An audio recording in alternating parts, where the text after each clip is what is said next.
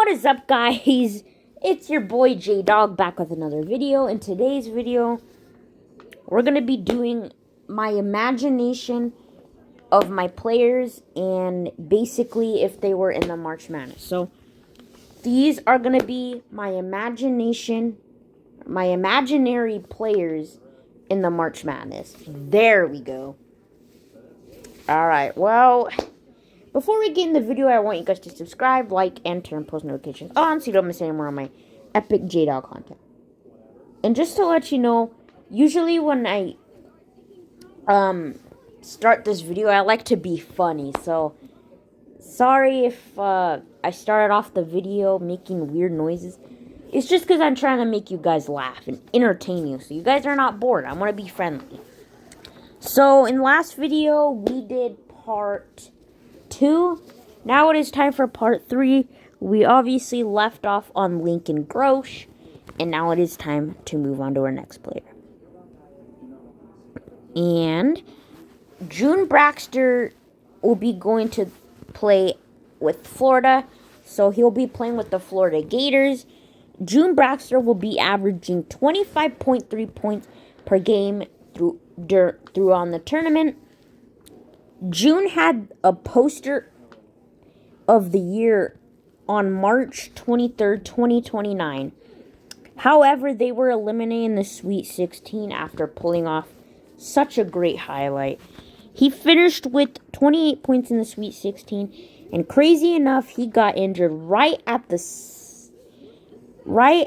second half buzzer beater to end the game. 91-88. Guys, I've never seen someone get injured right at the end of the game. I've seen it before in the Summer League with a guy named Matt Ryan. He twisted his ankle, shot it, and made it at the buzzer. And that was to end the game. So, yes. He was trying to get the rebound off a 3-point and quickly lay it in. But as he came down, he twisted his ankle and it wasted the clock. So basically, it wasted the game clock. And they lost. Because obviously he dropped the ball. They had to jump for the ball, which if he got injured with 7 seconds, he would get the rebound, fall down, then the players would have to quickly grab the ball. And usually when they're on the floor, there's going to be defense in the way, so you don't know when to throw the ball. So he throws the ball, his teammate who went for the ball passed the ball late because it took him a while to find a guy, and that's how they lost. There were 7 seconds left when he came down with a twisted ankle. Then his teammate dived for the ball and didn't have time to sit up and pass. So basically you can kind of sit up, but you can't get up. Like, you can't fully get up or it'll be a travel. So you can only sit up a little bit. You don't want to sit up too much or it'll be a travel. Anyways, I wanted to make this fun. Anyways, he didn't have time to pass it. But there's a fun thing I wanted to add. The buzzer beater sound. And usually the buzzer goes, ah! Like, you could watch clips of a buzzer beater noise. There's different types of buzzer beater noises, though. I think there's an E one. Alright, next up is TCU CJ Rushville. By the way, I spin a wheel for a college. So I spinned a wheel of colleges for CJ Rushville. CJ Rushville is going to be averaging 24.8 points per game. CJ Rushville and TCU will be eliminated in the second round. CJ had 24 points in the first round, and we forgot to mention, he's also a very good 3-point shooter. Not like Steph Curry, but he's good. We have a good 3-point shooter, Buddy Hield. We have Klay Thompson. But they don't go local like Curry, but they're good. He had 8 3-pointers in the first round. Then in the second round, he had 35 points and hit a clutch 3 with 5 seconds left in the second half to force OT. But unfortunately, they lost 94-84, getting eliminated in the second round by LSU, the best seed, the 5th seed. Not like the best, but they're the best in the area of the 1st seed. So next up is Gonzaga. Alright, next up is Aiden Gilbert from Gonzaga. Aiden Gilbert will be averaging 21.5 points per game. Aiden teams up with the senior in college named Jace Moyne, who we talked about in part 2. So Moyne is currently a junior in high school, so he'll be graduating next year. But Aiden Gilbert is going to be, so the reason they're going to become teammates is because Jace Moyne is going to be playing 4 years there. And by the time Aiden Gilbert graduates, he'll be able to play with him because he'll be a senior. Moyne will be a senior, if you got confused as what I meant by he. Anyways, Gonzaga will be eliminated in the Elite Eight because... Gonzaga will be eliminated in the Elite Eight. I don't know why I put that. Anyways, we're going to ignore that. Aiden Gilbert struggled in the first round, finishing with 7 points. In the second round, he didn't get many minutes and finished with 5 points. But he decided to improve and automatically go off with 25 points. And he came off the bench as well. Then in the Elite Eight, he had 19 points. They would lose that game, though. He was broken down in tears when they lost. Jace Moyne was also sad. So they hugged each other and were able to be sad together. Yeah, that might sound weird, but yes. Jace was also emotional as well, and yeah. Next up is Oregon. We got Bryce Miller, 16.3 points per game. I remember I mentioned in a story he wanted to go to Oregon so he could be close to his sister again, because his sister's going to continue to stay there to get a good diploma. So you need to learn a lot. If you want to be a welder, you have to learn a lot. So college is going to do the trick on how to teach you. Anyways, Bryce and Oregon will be eliminated in the second round. He impressed his dad, sister, and mom, going off with ridiculous blocks and finishing with 15 points in the second round, but finishing with 15 points in the second round. But like I said, they lose. 77-71, and how can I say this? He finished with 9 blocks. And he got all 9 of those blocks in the second half. He got his first block with 7 minutes left. Then 4 minutes. He had a lot of blocks in the 4-minute mark of the second half. Next up is Maryland. Matthew Lugiz will be averaging 0 points per game. And the reason is because...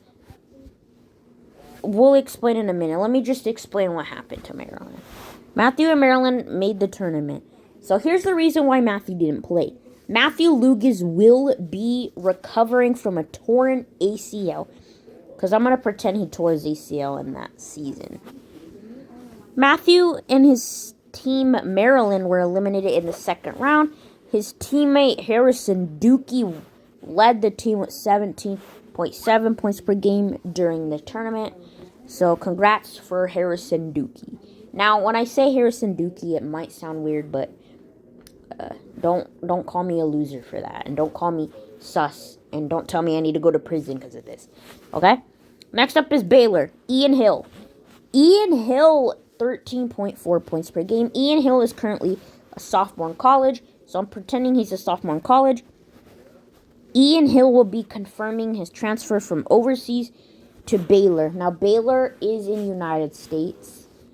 So it's not a state, but it's a city in the United States, if you get what I'm trying to say.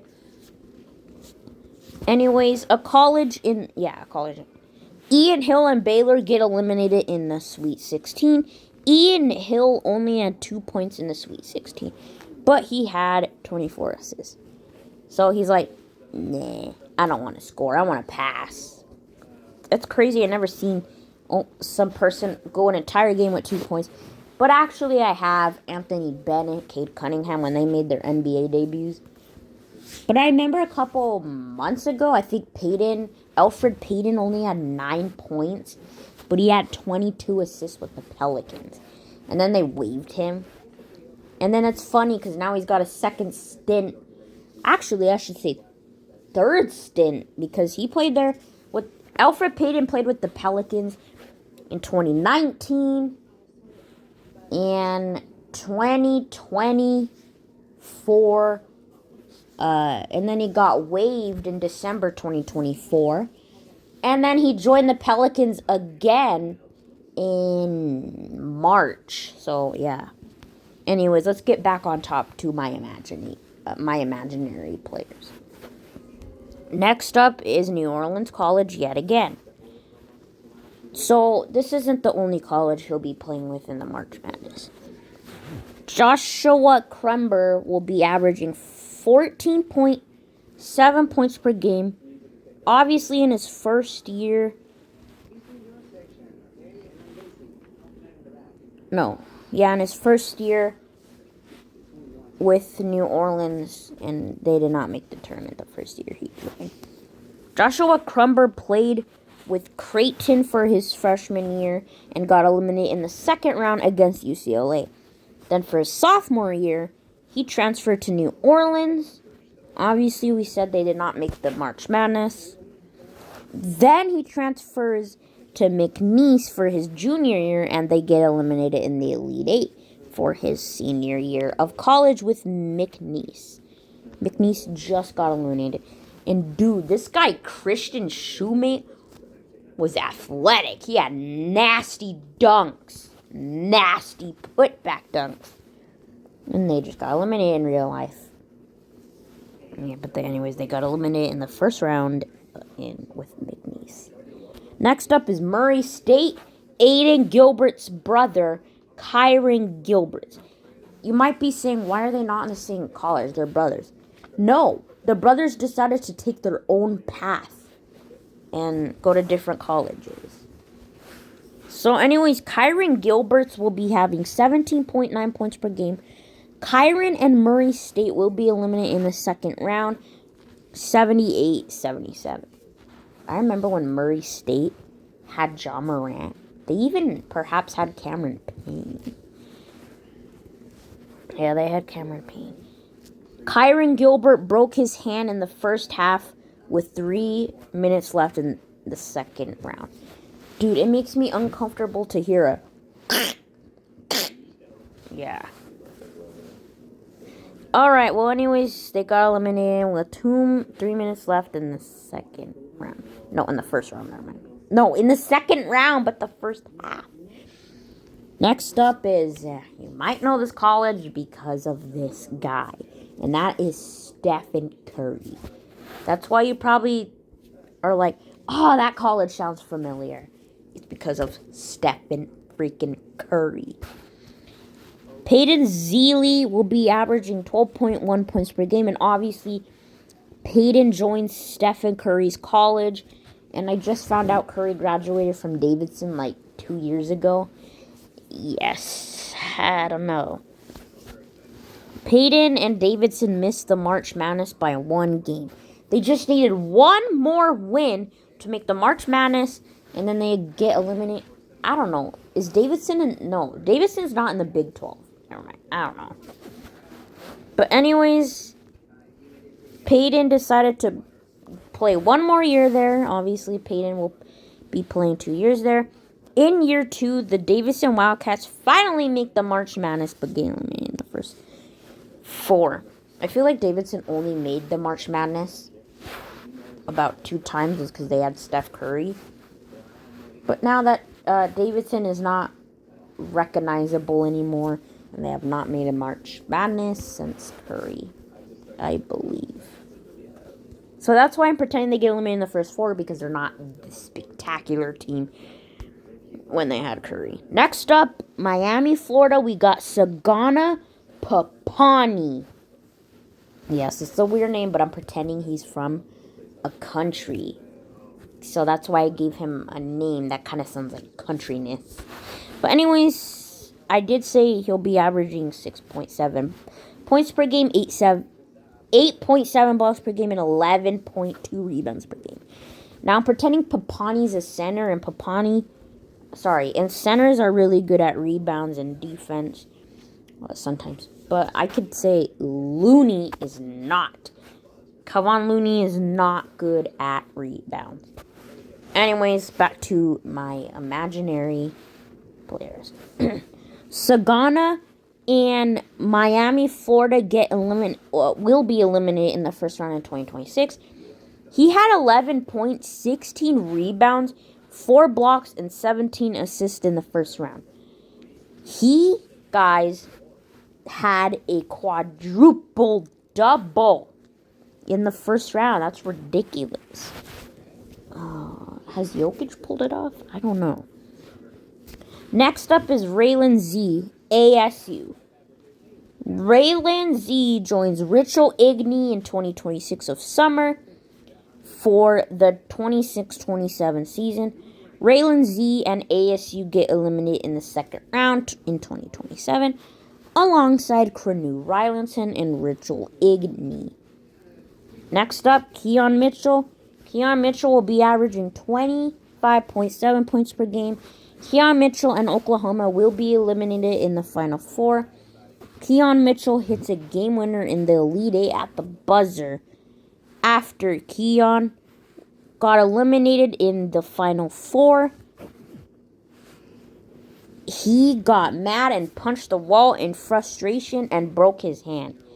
And that sounds similar to Jaden McDaniels.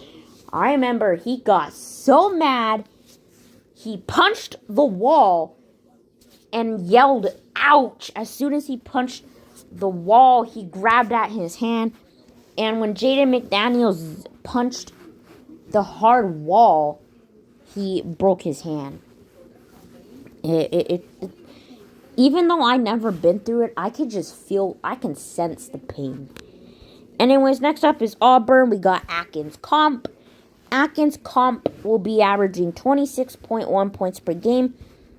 Atkins and Auburn get eliminated in the second round in the 26-27 season. Atkins had 38 points trying to stay in the tournament, but it wasn't enough. Atkins was upset and went to the floor crying with agony. I remember when a guy cried on the floor because Jordan Poole hit a game winner. Alright, next up is Kentucky. Samuel Keelix will be averaging 16.7 points per game. Samuel Keelix will be joining Steven Williams and Adam Maxis. He committed in the summer of 2025. Kentucky will be eliminated in the Final Four in 2026. Next up is UConn. We got Corey Brown, 20.6 points per game. Corey Brown and UConn will be eliminated in the Final Four. Didn't have much to explain there for him. Not much to say about him. Next up is Texas, Jordan Carrasco. Jordan Carrasco will be averaging 17.8 points per game. Jordan and Texas will be eliminated in the second round. Jordan had 12 points in the first round. In the first 4. He struggled in the second round, though, in 2026, only finishing with 6 points. Next up is Texas yet again. We got Taylor Nichols. By the way, he will not be teammates with him, obviously, as I put the year.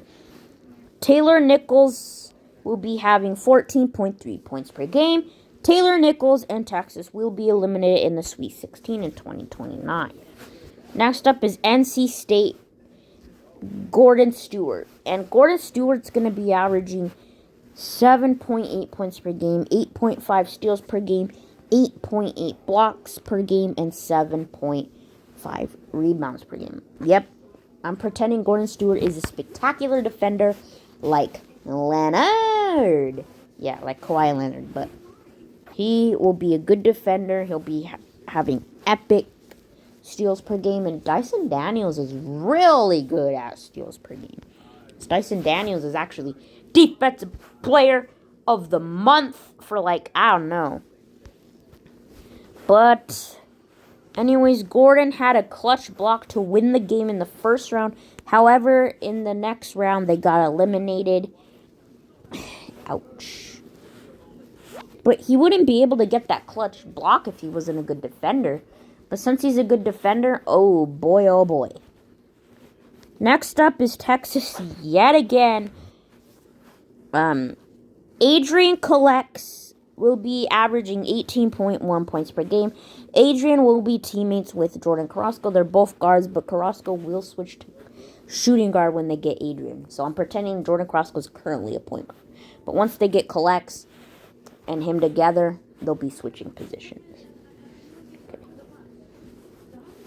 They got eliminated in the second round, and during the tournament, he missed free throws and had to pay dinner for his parents. So he owed his parents dinner. Next up is Maris Newton.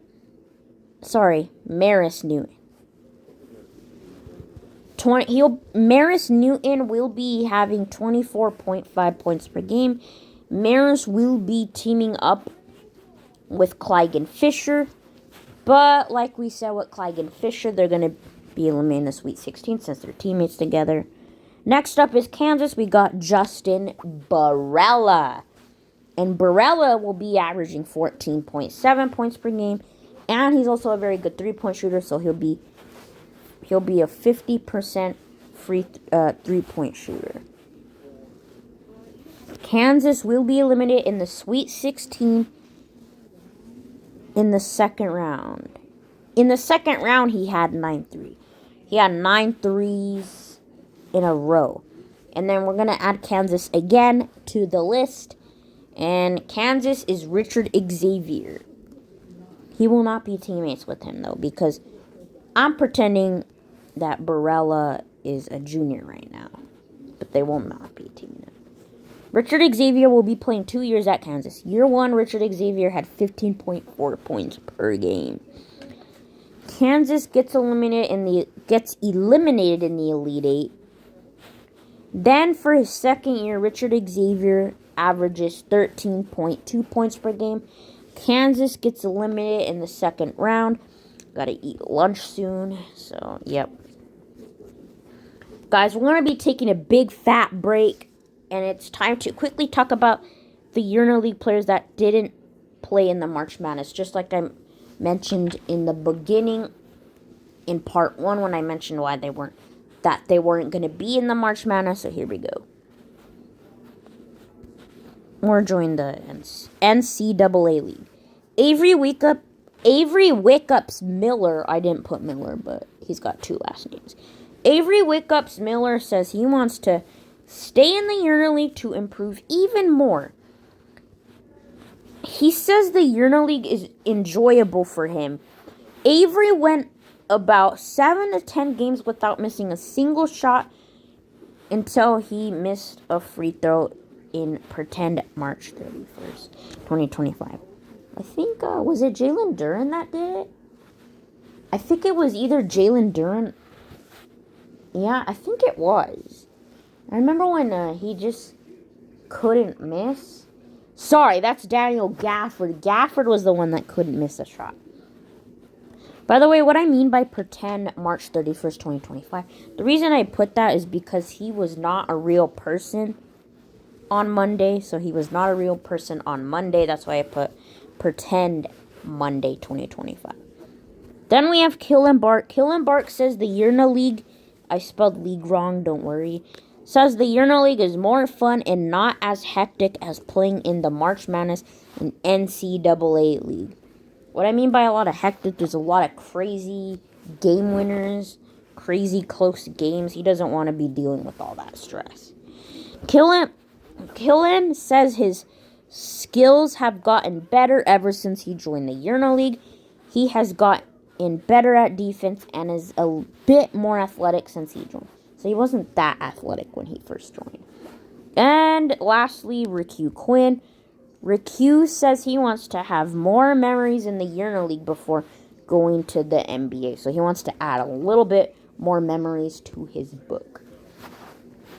He has also gotten better at defense since joining the Yearna League in December 2020. So, guys, I still need to add Devin Henry, Jordan Barella, Justin Barella's brother, the older brother, and Cylinder, and yeah. So we got to add a couple more players right here, and I'll let you know why they also did not want to go to the March Madness or the NCAA tournament. Sorry this video was too long. You could grab a snack. But, guys, I have to eat lunch because I don't want my food to get cold. So, guys, sorry if this video was too long, but if you enjoyed today's video, don't forget to subscribe, like, and turn post notifications on so you don't miss any more of my epic J-Dog content. Anyways, I'm J-Dog, and I'm out.